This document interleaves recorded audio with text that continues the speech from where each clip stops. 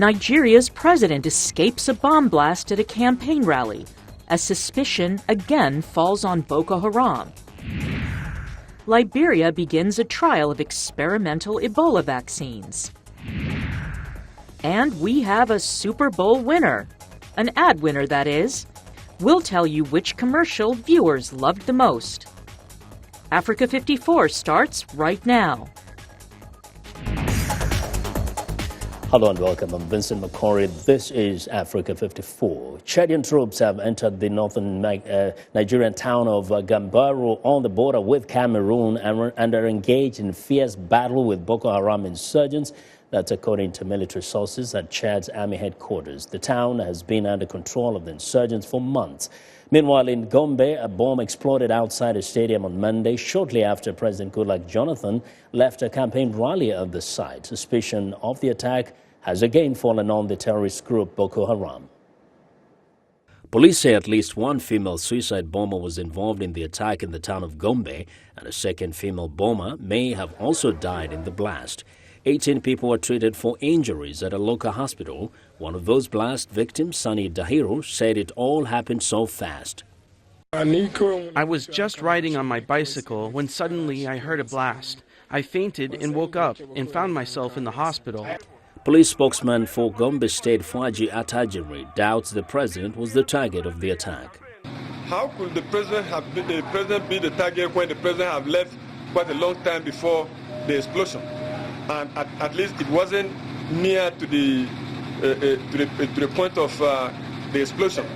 It is more than 1.5 kilometers away from where the president carried out his rally.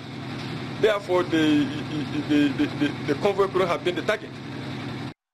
Violence is on the rise as Nigeria's February 14th presidential election approaches. The Nigerian army has struggled to contain Boko Haram, which has said it is taking territory for a caliphate ruled by Islamic law. Last April, Boko Haram sparked international outrage when it kidnapped 276 schoolgirls from the remote town of Chibok. Dozens managed to escape, but more than 200 remain missing. Well, for more on the political and security situation in Nigeria, I'm joined by phone from Lagos by Cynthia Are of our partner channels television. Cynthia, Boko Haram militants are obviously and clearly stepping up the campaign of violence just ahead of the elections. How has this impacted the political campaigns? Well, Vincent, it's nice to speak to you again. And even though Boko Haram might be stepping up their campaigns, the campaigns are still going on because Nigerians remain undeterred. The presidential aspirants are still pushing for the 2050 elections, which are just days away. So even though these explosions or whatever, all these distractions are taking place now, they're simply what we call distractions. The focus still remains on getting a new president or maintaining the sitting president come February 14. You know, people are obviously concerned about the security, but despite that fear, you know, we choose not to live in fear. We choose to continue to remain focused because a lot of preparations have gone into these elections. A lot of preparations have gone into them, and we do not want to be distracted in any way. Okay. As I'm speaking to you right now, a campaign has just rounded up in Mina, the United States capital. So in spite of all these attacks, or as you put it, you know, stepping up of campaigns by Boko Haram, the campaigns still continue. Now, February 14 is a reality. Now, we know that for votes to be credible, people have to participate in it. How is the government ensuring that in those areas that are most affected by the violence, people will be able to cast their votes without fear of being blown up? Well, realistically speaking, Vincent, we haven't really gone into detail of saying the number of maybe troops or security personnel that might be put in those trouble spots. But one thing they've stressed is that elections will take place in these northeastern states despite the violence that goes on there. So I honestly believe, in fact, I just spoke to one of our political correspondents, Kimberly, and he did tell me that when we will hear the details of the security that will be in those hotspots, will be by next week, a week to the election. Yeah. Now, but I can tell you for certain that it's going to be really big. The security is going to be over the top because the electorate needs to be kept safe. Yeah, very quickly. Despite that. Very quickly, where is the campaign on Bring Back Our Girls? How's it doing? Bring Back Our Girls campaign. It still exists, but I must say it's taking the back burner for now. Because Wow. even though there's still a lot going on in trying to locate the girls, all roads to the 14th in Nigeria right now. So that has taken the spotlight. Okay. But Thank you. Efforts are still being used by the government to find these girls. Okay. In reality, Thank you, Cynthia. We're running into trouble with that line there. Was Cynthia Ari of Channels Television reporting live from Lagos in Nigeria. Now, more than 2 years after Kenya struck oil for the first time in its northernmost county, Turkana, the two ethnic groups that live on either side of the oil reserves are engaging in a violent, often deadly armed conflict. For centuries, they have vied for land and access to water points, but now they want a stake in the oil wealth. Jessica Hercher reports from the south of the county, where the Turkana community is living in fear of attacks from the neighboring Pokot. It is early morning in the south of Turkana. Across the county, community herders gather for security meetings. Armed conflict is nothing new here. But since Kenya found oil just 60 kilometers from here, the conflict has worsened, Turkana herders say. Currently, the conflict with the Pokot is at its worst. In the past, it was only cattle raids, but now they attack also the villages and displaced people. With the two tribes locked in a cycle of retaliatory violence, negotiation will be needed to resolve differences. But some observers, like Father Nicholas Kimenjo, say that won't be easy with so much at stake. The political leaders told the Pokots that if you fought for us, we shall drive these Turkanas up to Lokijara. Because their aim now is, since the oil is there, if we also attain this to be our property, we shall have a monopoly of the property and we can prosper.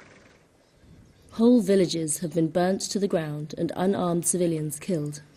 Last year, Lekwa was a busy village with a thriving primary school. Now, neatly thatched homes have been destroyed, sending a clear warning to the residents not to return, says teacher Paul Idoket Ekitela. They are barren. They are person. Because that person was killed on the way coming to this place. He was not fighting, but he was digging his shamba. The annihilation of villages is new to the more traditional tribal conflict between the Pokot and the Turkana, which previously revolved around livestock. Now it is developing into a scorched earth campaign, a form of land wrestling that works by creating so much insecurity that people move away. Caught in the middle of the Pokot-Turkana conflict is the Anglo-Irish exploration company Tullow Oil, which claims to have found an estimated 600 million barrels of oil beneath Turkana, with potential for 1 billion in total.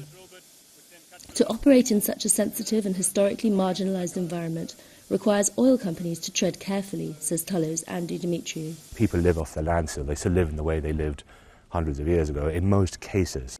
Here you have big industry and technology coming in with pastoralist communities.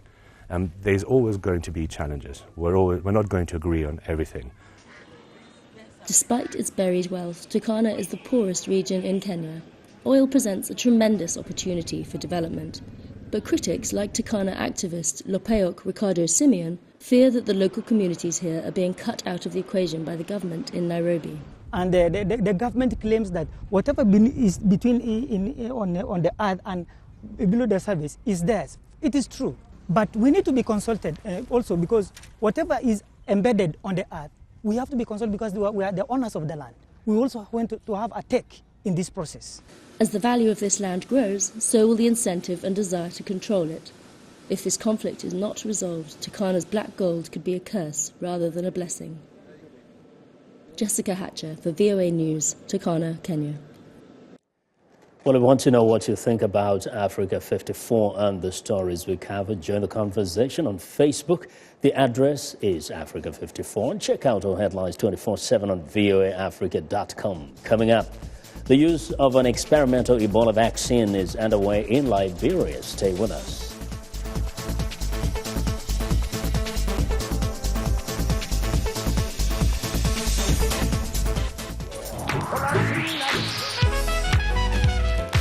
I wanted to present music and a side of American culture that is most important to me, that is a part of who I am. They're going to get some incredible performances. That's one of the things I love, bringing these artists in so you can get to see them do what they do. It's soul music, and that's what music is. It's that which comes from the soul.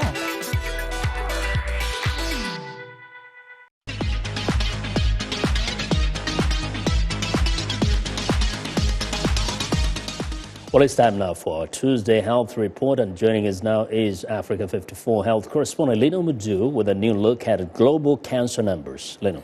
Hello, Vincent. The World Health Organization say about 8 million people die of cancer every year. It is one of the leading causes of death in the world, particularly in developing countries. 60% of new annual cases occur in Africa, Asia, Central and South America.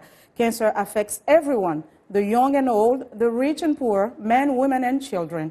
There are more than 100 types of cancers. Some of the most common cancers in Africa are prostate cancers in men and breast and cervical cancer in women. The WHO says 30% of cancer can be prevented, and one way to do so is by raising awareness with a day such as World Cancer Day on February 4th.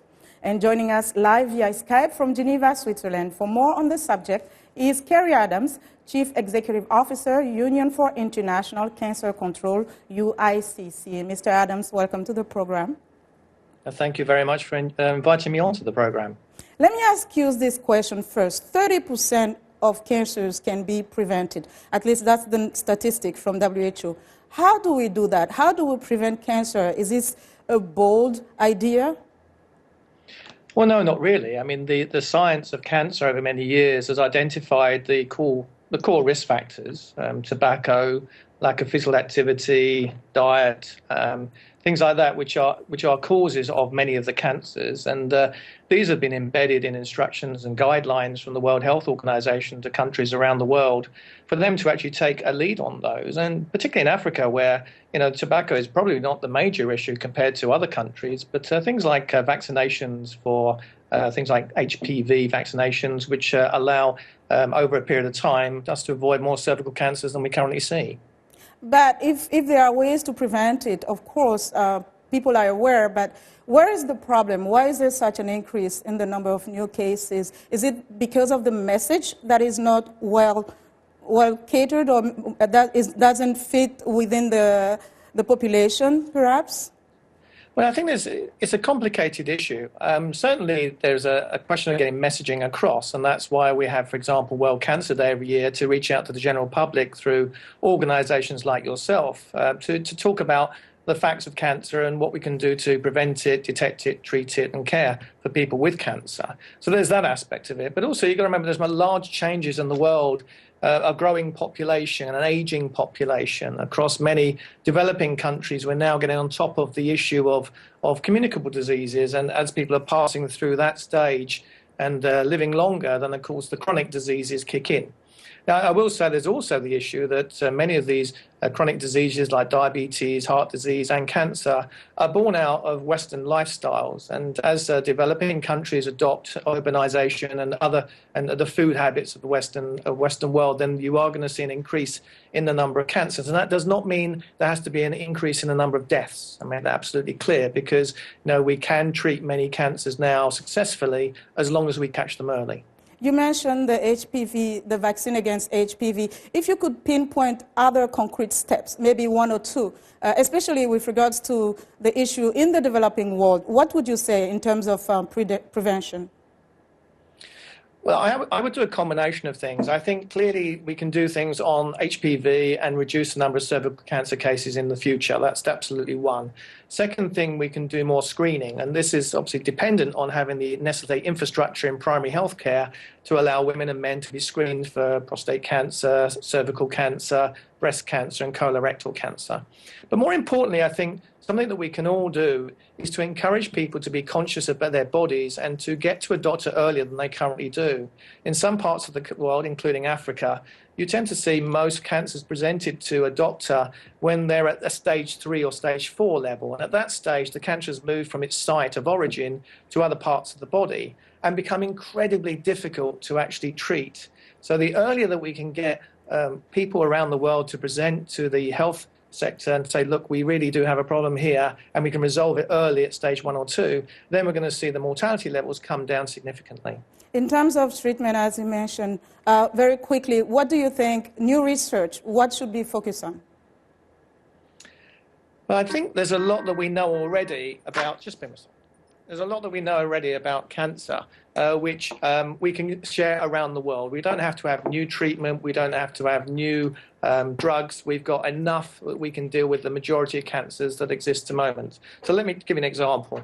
Childhood cancer in developed countries is a reasonably easy cancer to identify and a reasonably easy cancer to deal with. So treatment success rates for childhood cancer in developed countries are around 80%. The issue is completely reversed in developing countries where it's no more than 20. Okay, Mr. Adams, thank you so much for joining us from Geneva today. Thank you very much indeed. And that was Kerry Adams. He is the CEO for Union for International Cancer Control. Now, a trial of experimental Ebola vaccines is underway in Liberia as the spread of the deadly fever appears to be slowing in the country. Liberia began a trial of experimental Ebola vaccines on Monday as part of an effort to slow the spread of the deadly hemorrhagic fever and prevent future outbreaks. The trial tests 2 vaccines, the Child 3 developed by GlaxoSmithKline and the VS-Visibov from a collaboration between New Link Genetics and Merck. It was launched at the government-run Redemption Hospital in Monrovia. Tolbert Nwenswa is Liberia's Deputy Health Minister. When this work, Liberia will make history. That scientific work will recall that Liberia did make history to accept a vaccine trial for the Ebola virus disease that killed more than 8,000 people in our region today. The Partnership for Research on Ebola Vaccines, PREVAIL, says healthy volunteers above 18 years old who have no previous history of the virus are selected. Zolu McGill was among the first group of 4 volunteers. A trial is not 100% guarantee that all you getting vaccinated for Ebola or you will not catch Ebola. You need to stay to practices to prevent Ebola and follow the rules. Researchers says each of the vaccines contain a small harmless portion of the Ebola virus that may cause side effects in some people, including pain, fever, joint pain, and loss of appetite. We want to give you the vaccine to try and see how well the body will build resistance against the virus, just in case it gets down with the virus. And that's why we are trying to be able to come up with one vaccine, or that will prove very effective against the virus, that we can be able to vaccinate people all over the world so that they won't come down with Ebola virus. The World Health Organization says the epidemic, which has killed more than 8,000 people in Guinea, Liberia, and Sierra Leone since it began, now appears to be slowing. The trials are set to begin in Guinea and Sierra Leone later this month. And that's our Africa Health Report for today. Back to you, Vincent. Well, thanks a lot, Lenore. Be sure to watch Lenore Mudu every Tuesday and Thursday for the latest health news in Africa, right here on Africa 54.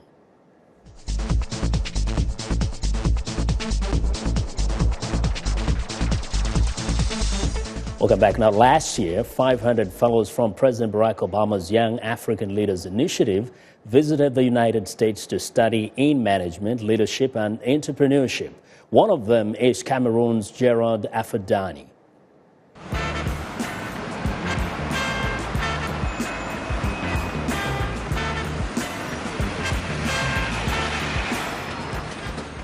For the time I've been here, I can say it's been intense, enriching, and very gratifying.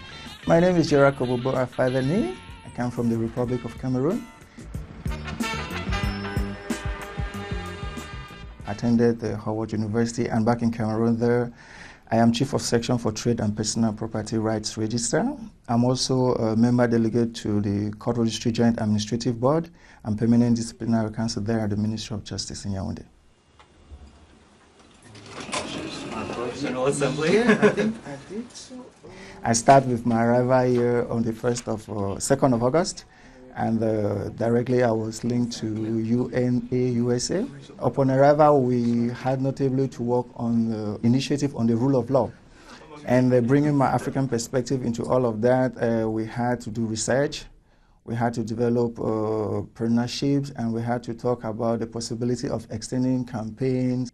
So all this put together upon return is to see how we can best manage the court system, to see how we can integrate technology, not only in the case management, but as well in the chain of registration of businesses. Wow. The three major skills are fluent one, leadership skills, communication skills, and I've built a lot of capacity in ICT. These three things put together form the package that I'm taking back to Cameroon to see how I can help my own country. The future I hope for my country is for us to realize the need to harness the resources that we have, engage, empower, and educate the youths. Anything that has to bring about change will go through education.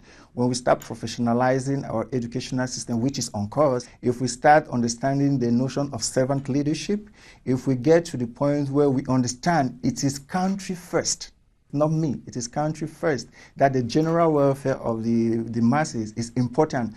And when we will realize that there is no good in doing evil, we will then understand to wipe away ills like corruption, embezzlement, and we'll move the country forward. Well, it's time now for a short break. Still to come on Africa 54, who can resist a lost puppy?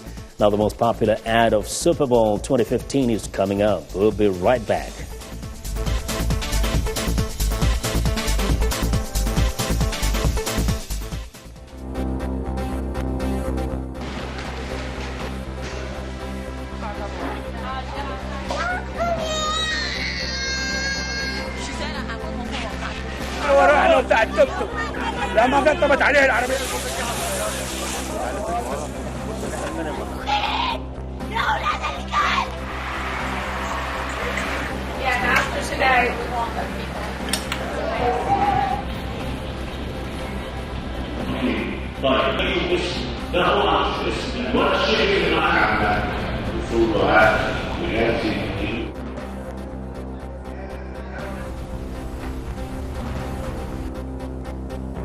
For education purposes, to have the English children in one class and the white children in another, or not white children, but Afrikaans children in another class.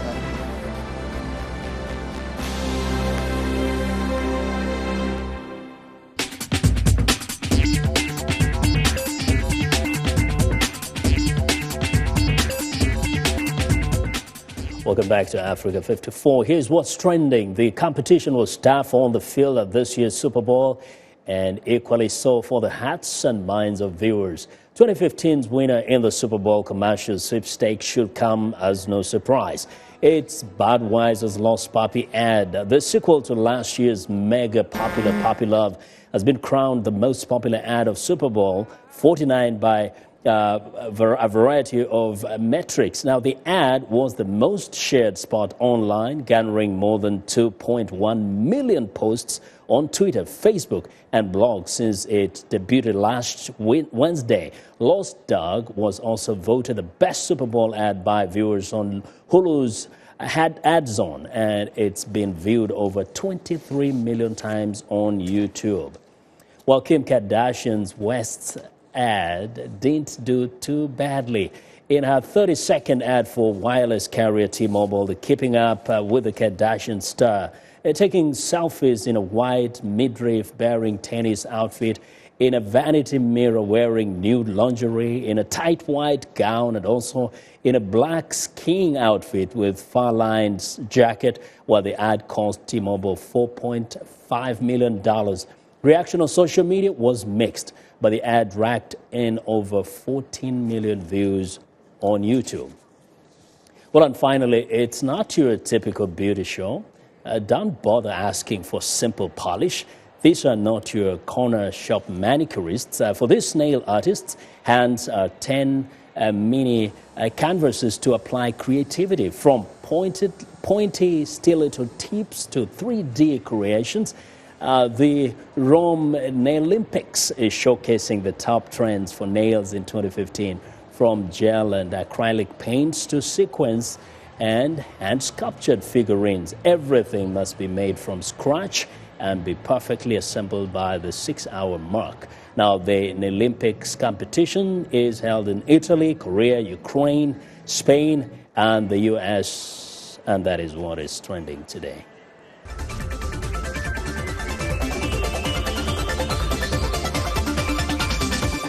Well, in Senegal, one man is taking it upon himself to use what others have thrown away to create functional pieces of art in hopes that the rest of the world will catch on.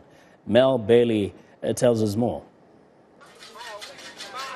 In Dakar, where over 1 million people reside, Mamadou Ndai spends his time planning for a greener future, designing eco-friendly projects that he hopes can be used by generations to come.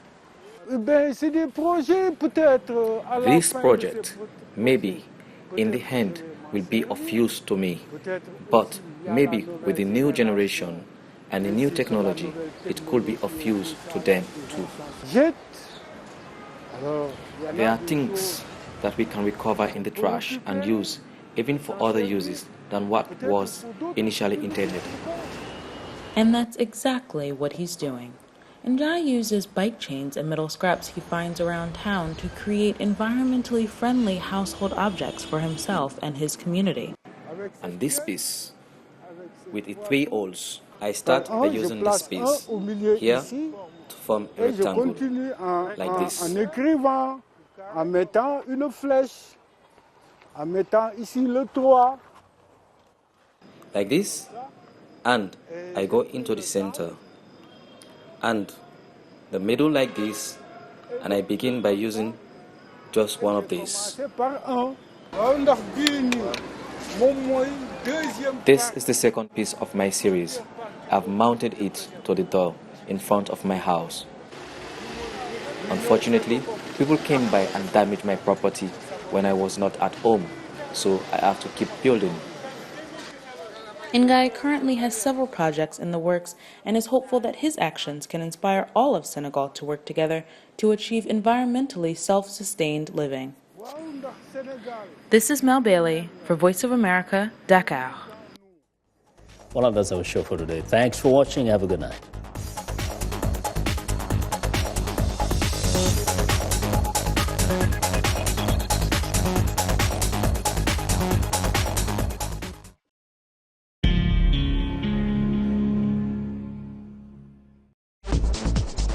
We are able to touch on things that are important to people on an everyday basis. Hello and welcome. I'm Vincent McCory. This is Africa 54. In a lively half hour, news, sports, health, lifestyle information, comments from our viewers. Africa 54, the best for Africa, about Africa. Join us only on VOA.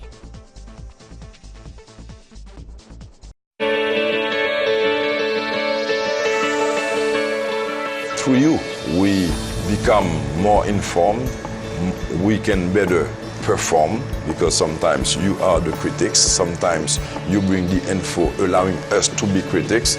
So it's you have become a part of our life, and we need you to continue growing.